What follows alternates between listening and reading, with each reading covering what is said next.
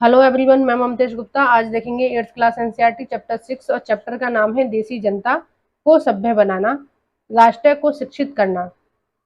तो इस चैप्टर का हमने थ्योरी वाला पोर्शन पहले कंप्लीट कर लिया है। आज हम क्वेश्चन आंसर देखेंगे। तो आइए शुरू करते हैं। क्वेश्चन नंबर 1, विलियम जॉन्स कौन थे? सुप्रीम कोर्ट के जज, सुप्रीम कोर्ट के जज, बी भाषाविद, सी प्राच्यवादी, डी ये सभी। तो विलियम जॉन्स जो थे वो ये सभी थे। देखिए, सुप्रीम कोर्ट के जज थे और भाषाविद भी थे, क्योंकि वो भारत आने से पहले कई सारी लैंग्वेज को जानते थे। इंग्लिश, फ्रांस और लैटिन लैटिन इंग्लिश, ये सारी लैंग्वेज वो जानते थे। और भारत में आके उन्होंने संस्कृत और फारसी दोनों का अध्ययन शुरू किया था। और वो शाम को 2-3 घंटे निकालते थे हिंदी, संस्कृत और फारसी सीखने के लिए। ठीक है।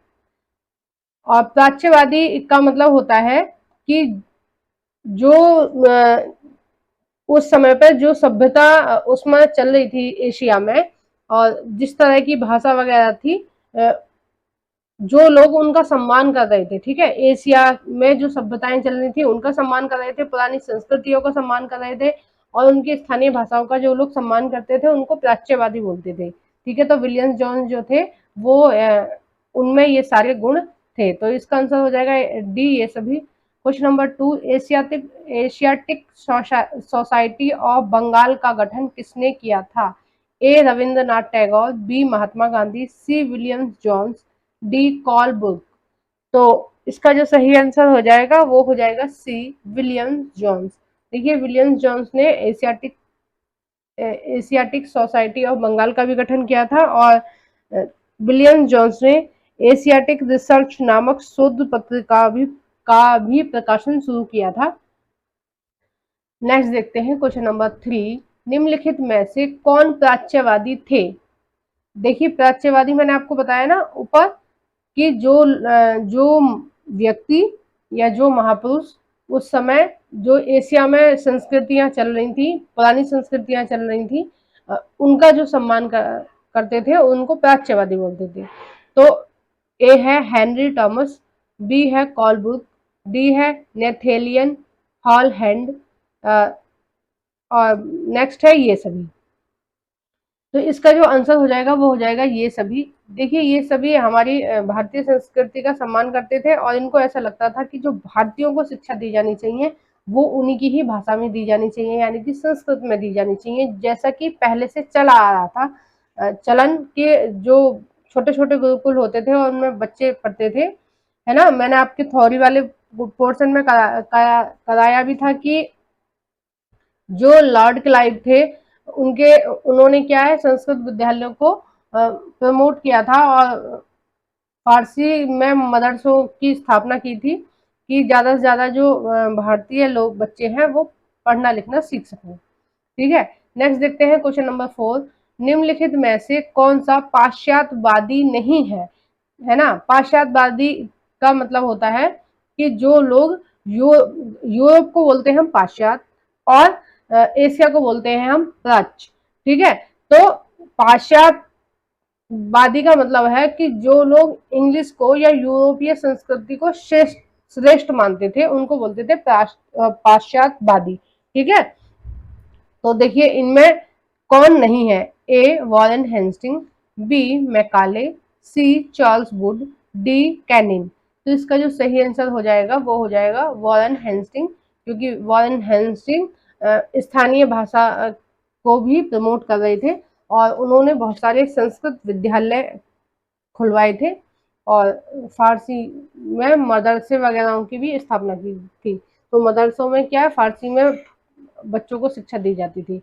नेक्स्ट देखते हैं क्वेश्चन नंबर 5, मैकाले के विवरण पत्र के आधार पर कब अंग्रेजों का शिक्षा अधिनियम पारित किया गया? ए 1835, बी 1836, सी 1837, डी 1854।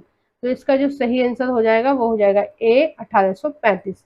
देखिए, मैकाले पूरी तरह से पाश्चात्यवादी थे, और मैकाले का यह मानना था कि भारतीयों को केवल और केवल इंग्लिश भाषा में ही शिक्षा दी जानी चाहिए, क्योंकि मैकाले भारतीयों की एक ऐसी बड़ी संख्या चाहते थे जो शकल से तो भारतीय हों, लेकिन मन से और दिमाग से वो पूरी तरह से इंग्लैंड के वफादार हों। यानी कि वो मैकाले ऐसी शिक्षा देना चाहते थे कि वो भारतीय भारत के वफादार ना होके इंग्लैंड के वफादार बने, ठीक है, और इंग्लैंड की संस्कृति को आगे बढ़ाए और भारत की संस्कृति को पीछे की तरफ रखे। तो ये मैकाले की मानसिकता थी भारतीयों को लेके, भारतीय शिक्षा को लेके। नेक्स्ट देखते हैं क्वेश्चन नंबर 6। वुड का नीति पत्र, जिसे वुड डिस्पैच के नाम से भी जाना जाता था, वह कब जारी किया गया था? ए 1854, बी 1851, सी 1853 कर लीजिए, टाइपिंग मिस्टेक हो गई है, डी 1853।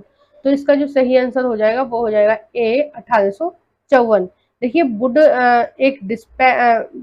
एक नीति पत्र लेके आए थे, उसको हम वुड डिस्पैच के नाम से भी जानते हैं, और जो 1854 में जारी किया गया था, इसमें क्या था कि जो उच्च शिक्षा है वो केवल और केवल उसका शिक्षा का माध्यम कैसा होना चाहिए? इंग्लिश।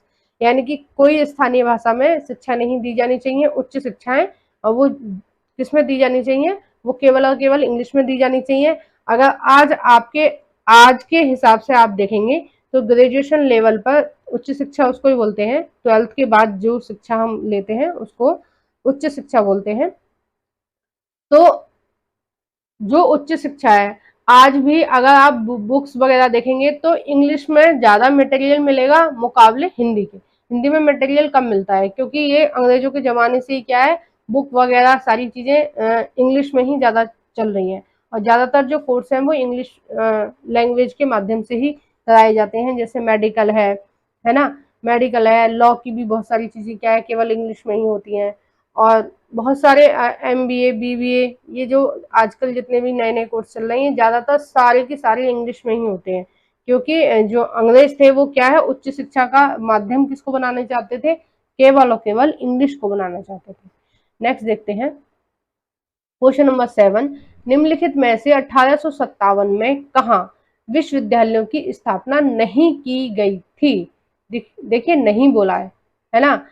तो ईस्ट इंडिया कंपनी को 1857 में तक भी ऐसा लग रहा था कि भारतीयों पे वो आराम से शासन कर सकती है और ऐसी कोई खास दिक्कत होगी नहीं। उसको ऐसा लग रहा था कि ये जो 1857 का जो विद्रोह है ना, ये एक छोटा मोटा विद्रोह है और इससे ईस्ट इंडिया कंपनी के शासन पर कोई प्रभाव नहीं पड़ेगा।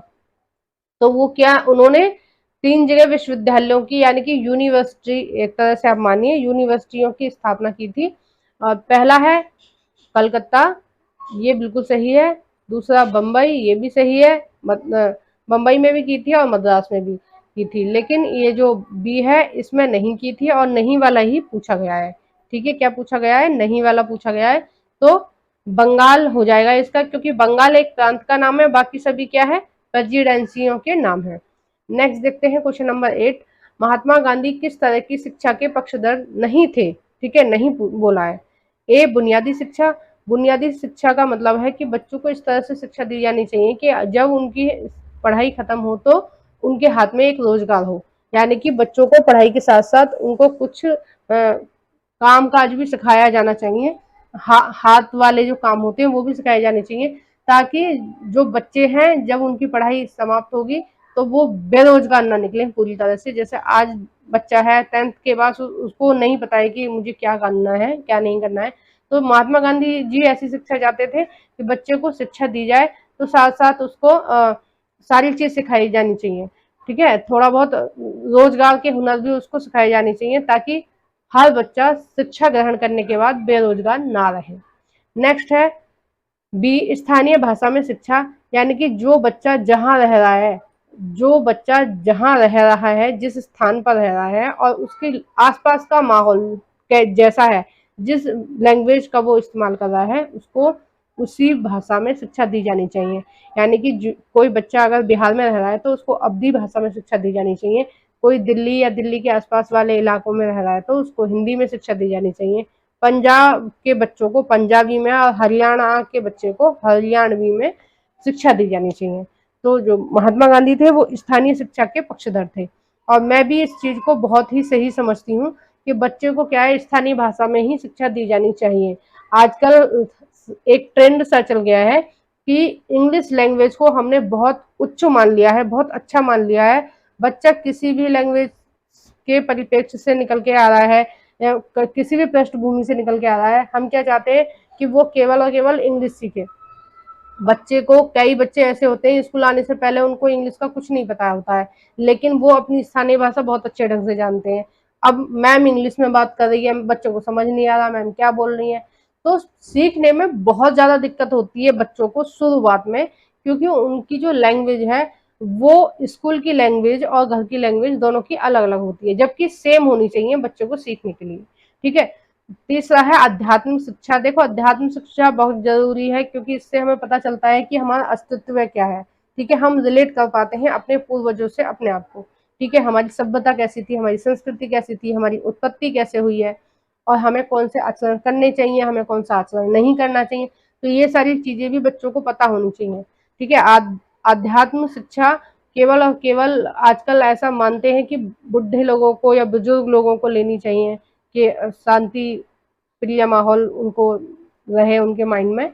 तो ऐसा नहीं है, अध्यात्म क्या बच्चे को जन्म से ही सिखाना चाहिए, ताकि जो अध्यात्म से वो सीखे वो अपनी लाइफ में फॉलो कर सके और अपने जीवन को क्या है श्रेष्ठ बना सके। नेक्स्ट है आधुनिक शिक्षा।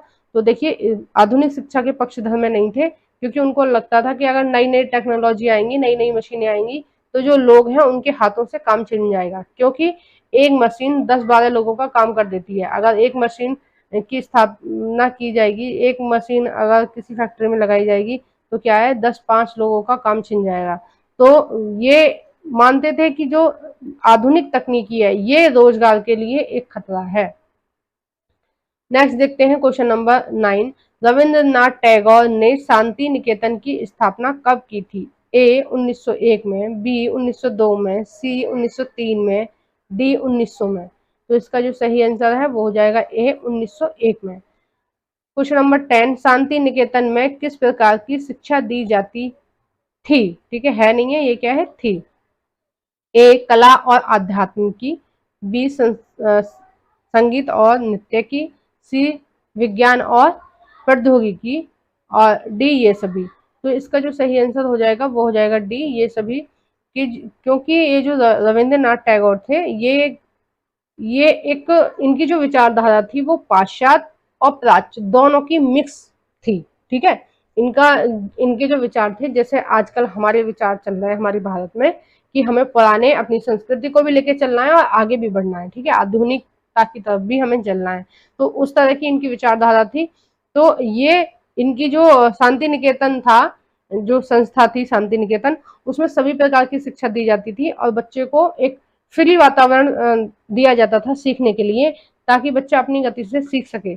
इनके यहाँ पर क्या है, इस तरह का प्रेशर नहीं होता था, होमवर्क का, टाइम टेबल का, इस तरह के प्रेशर बच्चों के साथ नहीं होते थे। जैसे कि आज आप देखेंगे कि प्ले वे के जो स्कूल होते हैं उनमें बच्चों के साथ के पास कोई प्रेशर नहीं होता है, बहुत आराम से नए नए खिलौनों के जरिए, पजल्स वगैरह के जरिए क्या है बच्चों को पढ़ना लिखना सिखाते हैं। नेक्स्ट देखते हैं क्वेश्चन नंबर 11। निम्नलिखित को सुमिलित कीजिए। A William Jones. तो विलियम जोन्स कौन थे? प्राच्यवादी थे, यानी कि प्राचीन संस्कृतियों का सम्मान करते थे। बी है रविंद्रनाथ टैगोर। तो देखिए रविंद्रनाथ जो टैगोर थे वो प्राकृतिक परिवेश में ही शिक्षा चाहते थे। ठीक है। और सी है टॉमस मैकाले। तो टॉमस जो मैकाले जी थे वो पूरी तरह से पाश्चात्यवादी थे और वो इंग्लिश में ही शिक्षा चाहते थे कि शकल से भारतीय हों, लेकिन वो मन से और मस्तिष्क से कैसे होने चाहिए? अंग्रेज होने चाहिए। और डी है महात्मा गांधी। तो वो अंग्रेजी शिक्षा के विरोधी थे, क्योंकि उनको ऐसा लगता था कि अगर हम अपनी स्थानीय भाषा में शिक्षा ना लेकर किसी दूसरी भाषा में शिक्षा लेंगे तो क्या है, हमारा जो आत्मसम्मान है, आत्म मनोबल है, वो कमजोर हो जाएगा और हम अच्छे से नहीं सीख पाएंगे। और अगर हम इंग्लिश में शिक्षा लेंगे तो हम क्या है धीरे धीरे अपाहिज हो जाएंगे, है ना। क्या हो जाएंगे? हम अपाहिज हो जाएंगे। तो वो चाहते थे कि बच्चों को क्या है स्थानीय भाषा में ही शिक्षा दी जानी चाहिए। आइए हम मिलान कर लेते हैं इसका। तो इसका जो सही आंसर हो जाएगा वो हो जाएगा 2। ठीक है, तो आपको मेरी वीडियो कैसी लगती है प्लीज़ कमेंट बॉक्स में बताइए। मेरी वीडियो को ज़रूर से लाइक कीजिए। अगर आप चैनल पर पहली बार विजिट कर रहे हैं तो प्लीज़ मेरे चैनल को सब्सक्राइब कीजिए। और जो भी फ्रेंड आपके फ्री में एनसीईआरटी पढ़ना चाहते हैं तो आप उनके साथ इस वीडियो को शेयर कीजिए। मैंने हर चीज़ की अलग अलग प्लेलिस्ट बनाई हुई है, यानी कि 6 to 8 के ज्योग्राफी में पूरी कंप्लीट करा चुकी हूँ, उसके क्वेश्चन आंसर सबके करा चुकी हूँ। सारे चैप्टर के अलग अलग क्वेश्चन आंसर की वीडियो आपको प्लेलिस्ट में मिल जाएगी। आप एक बार आके मेरे चैनल पर विजिट करके देखिए, प्लीज एक बार देखिए। अगर आपको अच्छा ना लगे आप मत देखना, कोई बात नहीं है, लेकिन 2-3 मिनट अपना खर्च करके, अपना कीमती समय खर्च करके मेरे चैनल पर आके मेरी प्लेलिस्टों को देखिए। अगर आपके कुछ काम की वीडियो है तो प्लीज उनको वॉच कीजिए। Thank you for watching everyone.